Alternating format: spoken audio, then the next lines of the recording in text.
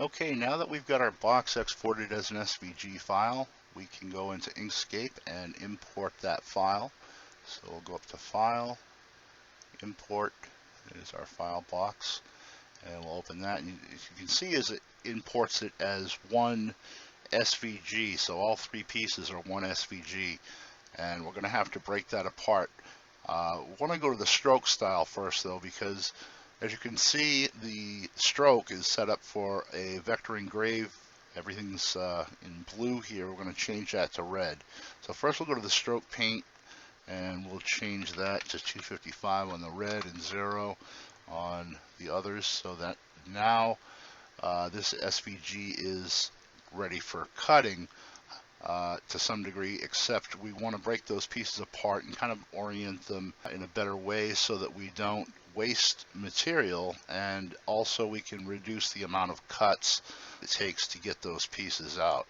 And so what I want to do is go back to the stroke style here. I'm going to pay attention to the width of the stroke style because when we separate these, for some reason Inkscape likes to change this width, and that can be detrimental to one of your projects if the the actual size is going to make a huge difference. Now with a simple box like this, it's probably not going to make a huge difference, but if you had, let's say, a circle cutout that had to be a specific size and a specific alignment, that could throw that out of whack a little bit. And so we want to make sure that we know the width is right now it's 1.189 millimeters. So if that happens to change when we separate these pieces, we can take care of that and go back and change that to the original size, and then we won't have to worry about anything being misaligned or oversized or undersized. And so with this selected, I'm going to go up to Path, Break Apart, and then it breaks apart all three pieces. That's fine. And sometimes that will fill in each piece here. You can go to the Fill tab and just deselect the fill on that. I'm going to zoom in a little bit here. And so we can line these up. We could have done this in 123D Design. We could have lined these up like this, but the export would miss some of the lines. Sometimes that'll happen. So that's why I like to do it like this. I'll have each piece kind of separated, and then I will clean everything up in Inkscape here. And of course, if I just put these, I've got snap to cusp nodes turned on. I want to make sure that happens if you're looking for this type of an alignment. Now, if I just align these up like this and like this, you might think that would be fine, but if I exported this now to be cut on the laser, we would have two cuts between these two pieces and then two cuts between these two pieces, because each piece has its own set of nodes it's going to be cutting on. So I'm going to pull these away, and then we're going to go into our nodes editor, you can see. And so I'm going to select this, and I'm going to just select one of these nodes on this side, and we're going to go up here, and it says break path at selected nodes. I'm going to select that, and then I'm going to delete that node using that button there. And you can see it's deleted part of this line.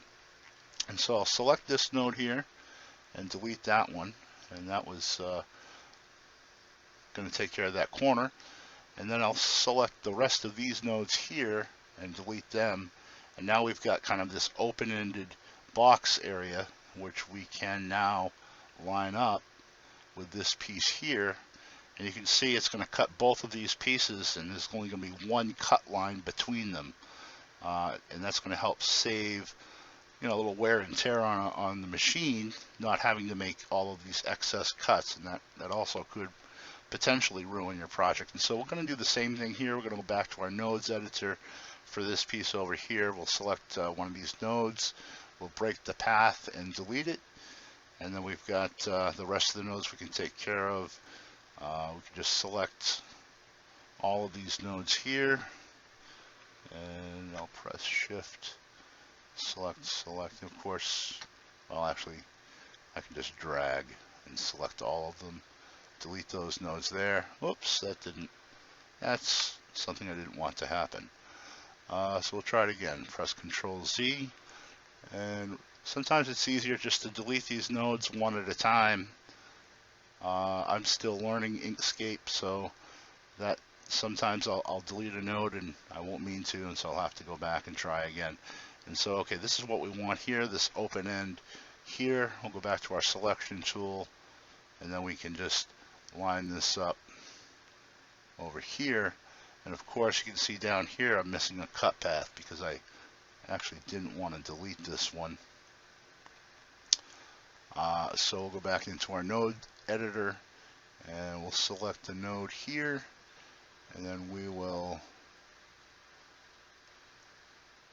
insert a new node here, I think, and we can select that there, move it up there to that corner, and then just slide this one. Oh, there we go. That looks right to me. And then now we've got all our pieces combined into a format that's going to waste less material, and it's not going to have multiple cut lines between them.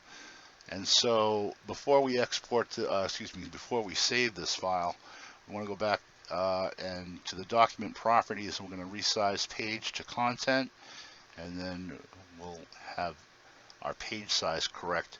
And so we can see when we load this up in K40 Whisperer how this is going to look and be cut out of our material. So from this point, we'll just go File and Save, and we can load this.